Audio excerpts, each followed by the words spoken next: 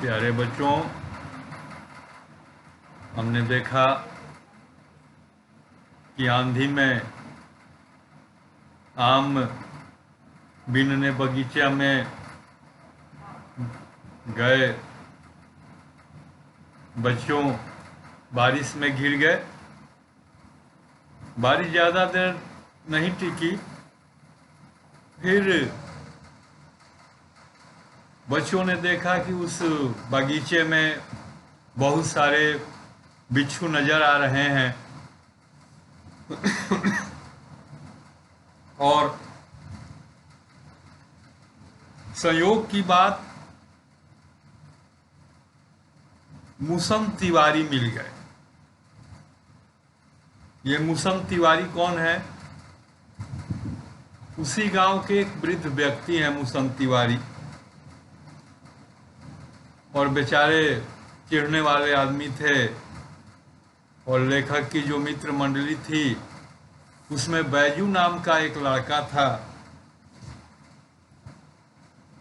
वो इन सब में ढीठ था। जितने भी मित्र मंडली में बच्चे थे उन सब में वो साहसी था। और उस मूसम तिवारी जो कि एक वृद्ध व्यक्ति थे को चिढ़ाने लगा। क्या कहकर के चिढ़ाने लगा कि बुढ़वा बेईमान मांगे करैला का चोखा।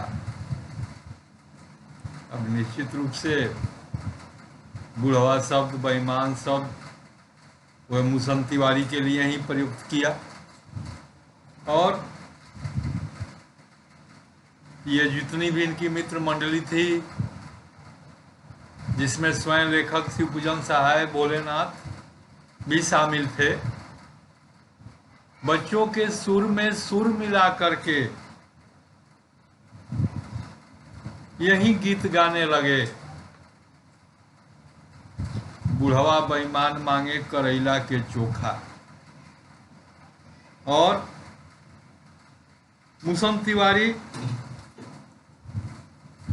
इन बच्चों को बेतहाशा, बिना सोचे समझे, पूरी शक्ति से इनको खदेड़ा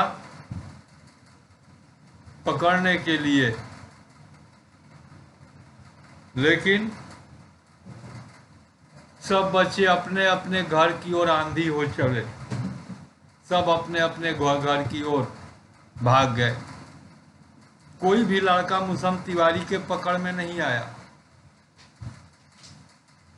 तब उन्होंने क्या किया कि वो सीधे पाठशाला चले गए, स्कूल चले गए। और वहां से हमको पकड़ के लाने के लिए 4 लड़के गिरफ्तारी वारंट लेकर छूटे।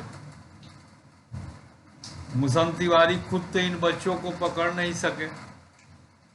स्कूल चले गए और वहाँ जो पाठशाला में, विद्यालय में गुरुजी होंगे, उनसे जाके कहा तो शिक्षक ने, गुरुजी ने 4 बच्चों को भेज दिया कि इनको पकड़ के ले आओ।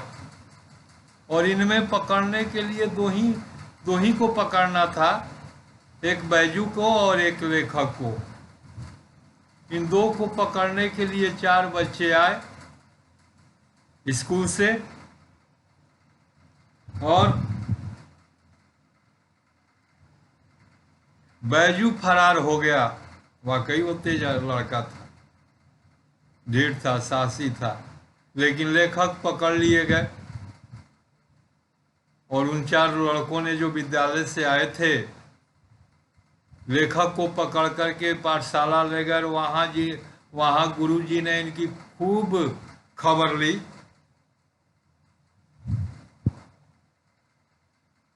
खूब पिटाई की। बाबूजी ने यह हाल सुना तो वह दौड़े पाठशाला आए, गोद में उठाकर हमें पुचकारने और फुसलाने लगे। अब इनको पकड़ के बच्चे ले गए थे स्कूल में, वहाँ मास्टर साहब ने इनकी अच्छी खबर ली, अच्छी पिटाई की। इनके पिता को जब ये समाचार मालूम हुआ, इनके बाबूजी को जब ये समाचार मालूम हुआ, तो वे विद्यालय गए और फिर इनको गोद में उठाया, पुचकारने लगे, प्यार करने लगे।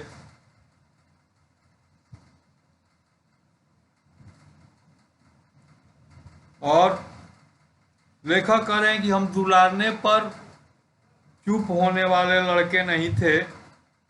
रोते रोते उनका कंधा आंसुओं से तर कर दिया था। पिता बार बार चुप कराने का प्रयास करते, लेकिन कह रहे हैं कि हम तो इकलौते और दुलरुआ बेटे थे, इतना जल्दी चुप होने वाले नहीं थे। नतीजा अपने पिता के कंधों को अपने आंखों के आंसुओं से इन्होंने भिगो दिया, तर कर दिया। वह गुरु जी की चिरौरी करके, चिरौरी माने विनती। क्या समय था उस वक्त। गुरु जी बच्चे को पीटे, पकड़ के लड़के से मंगवाए, लेकिन पिता भी वहां जाके चिरौरी करते हैं, विनती करते हैं, और तब वहां से अपने पुत्र को लेकर के आते हैं। रास्ते में मित्र मंडली मिल जाती है, इनके साथ के लड़के मिल जाते हैं, उनका झुंड मिल जाता है, और वे जोर से नाचते और गाते थे कि माई पकाई गरर गरर पुआ, हम खाई पुआ ना खेलब जुआ। बिल्कुल भोजपुरी शब्द। हमने शुरू में कहा ठेठ देहाती भाषा का प्रयोग शिव पूजन सहाय ने किया है, क्योंकि खुद वो इसी क्षेत्र के थे, बक्सर जिले के, उनका पैतृक निवास था। तो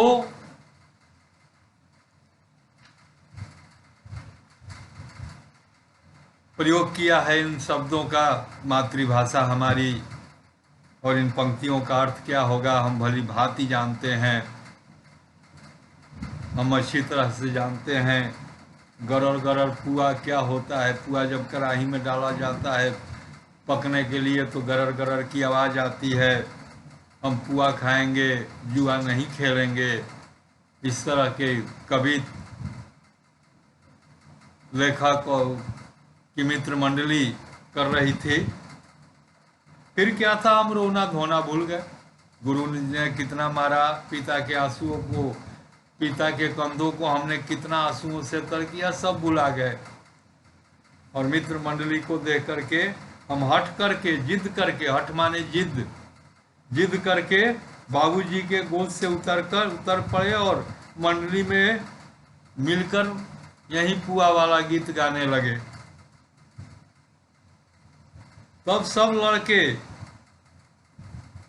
सामने वाले मकई के खेत में दौड़ पड़े। अब गाना बजाना बंद हो गया, सामने मकई, जनेरा, मक्का का खेत था, और उसमें सारे बच्चे दौड़ पड़े, क्योंकि उस खेत में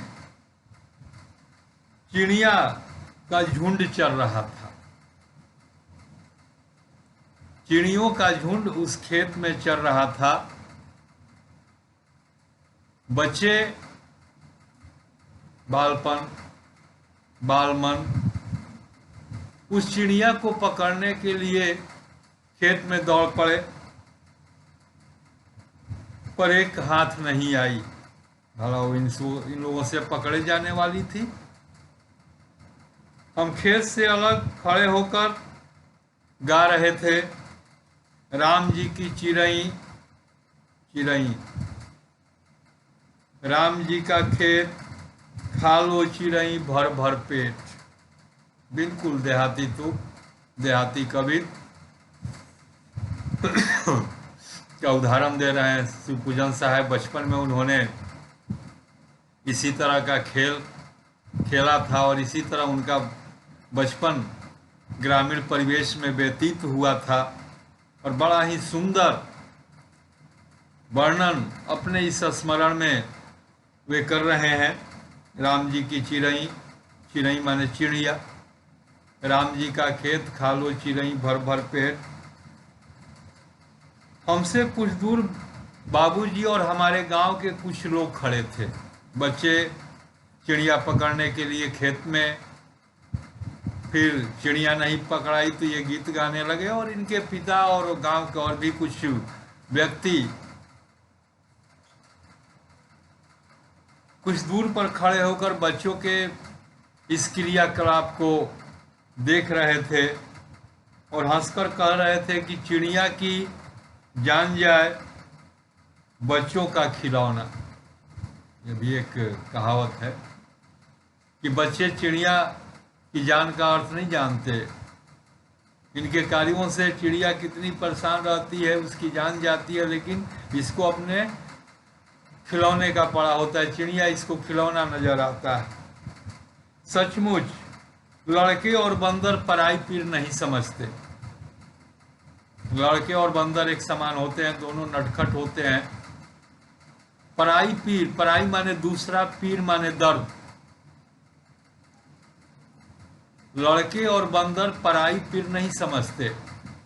इसका अर्थ हुआ कि लड़के और जो बंदर हैं, लड़के और बंदर, ये दूसरे के दुख को नहीं समझते, दूसरे के दर्द को नहीं समझते। भले इनके खेल से किसी दूसरे को कष्ट हो रहा हो, दूसरा परेशान हो, लेकिन उसकी परेशानी का अंदाजा इसको नहीं होता। ये अपने खेलने में मग्न होते हैं। यही चीज बंदर और बच्चे पराई पीर नहीं समझते। पराई माने दूसरा, पीर माने दर्द, दूसरे का दर्द नहीं समझते। उसके बाद चिड़िया पकड़ में नहीं आई। फिर अब ये दूसरा क्रियाकलाप करने लगे। एक टीले पर, टीला ऊंचा स्थान को कहते हैं, एक टीले पर जाकर चूहों के बिल में पानी उलीचने लगे। चूहों के बिल में पानी क्यों डाला जाता है? उलीचना, पानी डालना। चूहे के बिल में पानी क्यों डाला जाता है? क्योंकि जब चूहे के बिल में पानी जाएगा, उसका बिल भर जाएगा, घर भर जाएगा, तो स्वतः बाहर चला आएगा।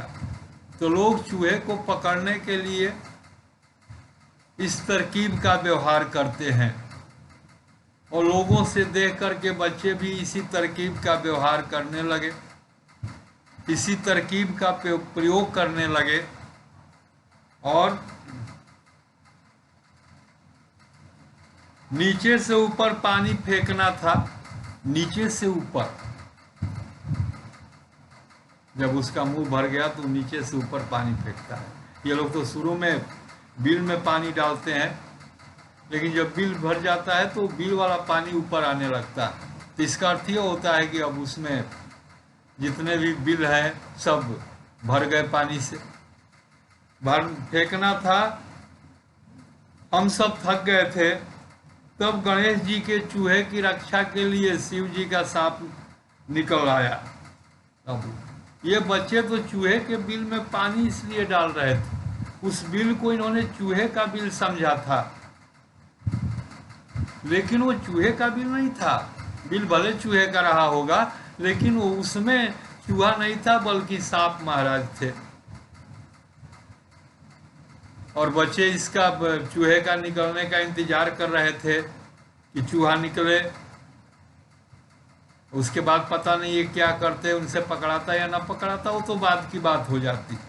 लेकिन गणेश जी की सवारी है मूस, चूहा, और गणेश के पिता शंकर, जिनके गले में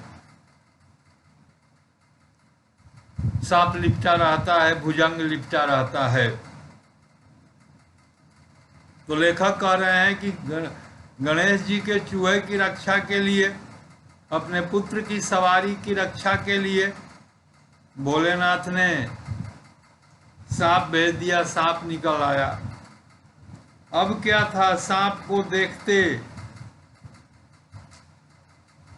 ये सारे बच्चे रोते बिलखते बेतहाशा, बिना सोचे समझे अंधी दौड़, बिना सोचे समझे भागना, बेतहाशा दौड़े, भाग चले। कोई औधे गिरा और भागने के चक्कर में तेज जान हथेली पर लेकर के भाग रहे थे।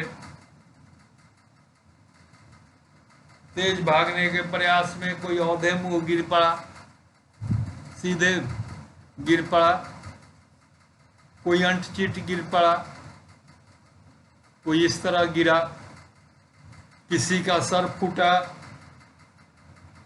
किसी के दांत टूटे। सभी गिरते पड़ते भागे और लेखक की सारी देह लहूलुहान हो गई थी। और उन भागने वालों में लेखक भी थे और इनकी जो सारी शरीर खून से सन गई थी। लहू माने खून, लहू से लुहान हो गई थी, लहू से भर गई थी, लहू इनके शरीर से निकल रहा था। और पैरों में के तलवे में कांटों से छलनी हो गए थे। बेतहाशा भागने के प्रयास में इनके जो पैरों के तलवे हैं, सबसे निचला हिस्सा शरीर का, वो उनमें कांटे भर गए थे, कांटों से छलनी हो गए थे। पूरा इनके पैर का जो तालू है वे कांटे उसमें बहुत ज्यादा गड़ गए थे, कांटों से छलनी हो गए थे। हम एक सुर में दौड़े आए और घर में घुस गए। एक सुर में दौड़ना, बीच में कहीं नहीं रुके, कहीं विश्राम नहीं किया, कहीं रुके नहीं, किसी से कोई बात नहीं, सीधे उस टीले से दौड़ते हुए आए और घर में घुस गए अपने। उस समय बाबूजी बैठक के ओसारे में बैठकर हुक्का गुड़गुड़ा रहे थे और इनके पिता बैठक के बरामदे में, ओसारे माने बरामदा में बैठ करके हुक्का पहले पिया जाता था, अब तो दिखाई नहीं पड़ता है। ये वो नशा के लिए लोग किया करते थे उसको, ऊपर तंबाकू और आग डाल करके पानी अंदर आता था और खींचा करते थे। तो ये हुक्का गुड़गुड़ा रहे थे। उन्होंने हमें बहुत पुकारा, पर उनकी अनसुनी करके हम दौड़ते हुए मैया के पास चले गए। पिता ने बेतहाशा भागते हुए अपने पुत्र को बुलाया, पुकारा, रोकने के लिए कहा, लेकिन वे रुके नहीं, सीधे अपनी माता के पास चले गए, मैया के पास चले गए और जाकर उसकी गोद में शरण ली। मैया के पास चले गए, पिता के पुकारने पर भी नहीं रुके, सीधे अपने माँ के गोद में जाकर के गिर पड़े, उनके गोद में जाकर शरण ली। मैया चावल अमीनिया कर रही थी, चावल साफ कर रही थी, शुद्ध कर रही थी, चावल में से कंकड़ बीन रही थी अमीनिया। और हम उसी के आंचल में छिप गए। लेखक कह रहे हैं, हमें डर से कांपते देखकर वह जोर से रोने लगी। अब अचानक दौड़ते हुए लेखक वहां पहुंचे, मां के आंचल में छिपे, डर से कांप रहा था इनका शरीर। इस तरह अपने पुत्र को डर से कांपते हुए दौड़कर भागकर आते हुए और आंचल में छिपते हुए देख करके माँ को किसी अंदेशा का, किसी भय का शक हुआ और वो पुत्र की हालत को देख करके वह जोर जोर से रोने लगी और सब काम छोड़ बैठी, अधीर होकर हमारे भय का कारण पूछने लगी। चावल का मिनिया छोड़ दिया उसने, अधीर होकर, बेचैन होकर, परेशान होकर बार बार लेखक से पूछने लगी, क्यों डरे हुए हो, क्या हुआ? लेकिन लेखक कोई जवाब नहीं दे रहे थे। डर के मारे चुपचाप अपनी माँ के आंचल में छिपे हुए थे। वो इनके कभी अंग भर के दबाती, कभी हमारे अंगों को अपने आंचल से पोंछकर हमें चूम लेती। माँ का ममता माँ का आंचल में दिखाई पड़ रहा है। कभी उनको गोद में भर करके दबाती थी, उनके चेहरे को अपने आंचल से पोंछती, उनका चुंबन करती थी, प्यार करती थी।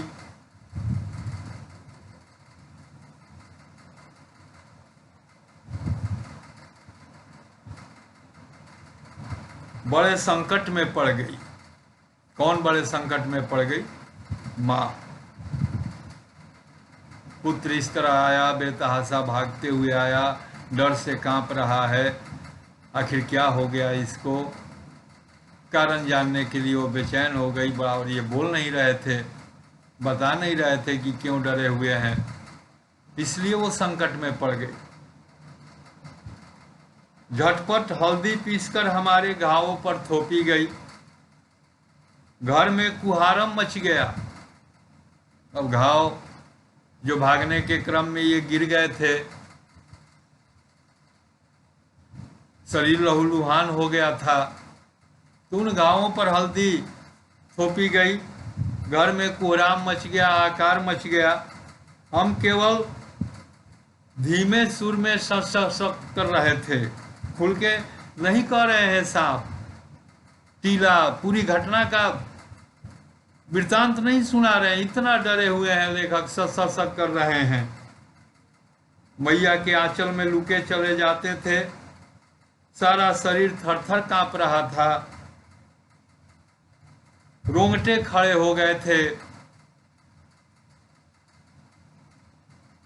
हम आंखें खोलना चाहते थे पर खोल नहीं सकते थे, और हमारे कांपते हुए ओठों को मैया बार बार निहार कर रोती और इनको गले लगाती थी। बड़ा विकट परिस्थिति था माँ के लिए, पिता के लिए भी, क्योंकि उसी समय पिता दौड़े हुए, जब माँ रोना शुरू कर दी, चिल्लाना शुरू कर दी, तो पिता दौड़े हुए आए और पुत्र की हालत देख करके वो भी परेशान हो गए। माँ बार बार इनको प्यार करती, इनसे पूछती कि बताओ क्या कारण है तुम्हारे भाई का, लेकिन ये सब कहा करते थे, साफ शब्द का उच्चारण भी नहीं कर रहे थे। पिता इनको अपने गोद में लेना चाहे, लेकिन इन्होंने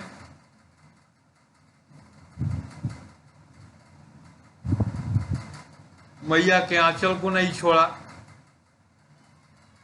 प्रेम और शांति के चमदोवे की छाया नहीं छोड़ी। चमदोवे माने समियाना, हमने पहले भी बताया था। प्रेम और शांति का जो समियाना है आंचल, इसको नहीं छोड़ी। तो ये कहानी यही खत्म होती है, यह स्मरण खत्म होता है। लेकिन एक प्रश्न यहाँ ये उठता है कि लेखक अपने पिता के साथ सबसे ज्यादा समय व्यतीत करता था। सारा दिन वो पिता के साथ ही रहते थे, सारा समय पिता के साथ। लेकिन संकट की घड़ी में जब वो डर गए, भागे, तो पिता के पास नहीं रुके, मां के आंचल में छुप गए। ऐसा क्यों हुआ?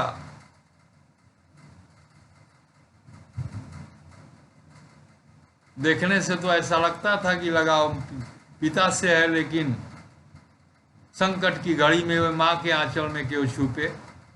क्या कारण हो सकते हैं इसका? HW में लिखना होगा इसको, हालांकि यह प्रश्न अभ्यास में भी है, और इस प्रश्न का उत्तर लिखना होगा HW में कि पिता से के पास अधिकतर समय गुजारने के बावजूद भी लेखक संकट की घड़ी में अपनी मां के आंचल में ही क्यों छुपा? पिता के पास क्यों नहीं रुका? ये प्रश्न है, इसका उत्तर लिखना। बाकी देख रहे हैं क्वेश्चन आंसर लिखवा दे, कैसे लिखवाएं। यहाँ पर वीडियो में बोले तो लिख पाओगे कि आंसर लिख करके ही डाल दिया जाए कि क्लासरूम में उसको लिखवाया जाए। कुछ अपना कमेंट भेजना, अपना सलाह भेजना, कैसा करना उचित होगा, जो तुम लोगों के लिए अच्छा होगा। कैसे प्रश्न उत्तर लिखेंगे हम, थोड़ा हम भी जानना चाहें तुम्हारी क्या मति है। Okay, thank you.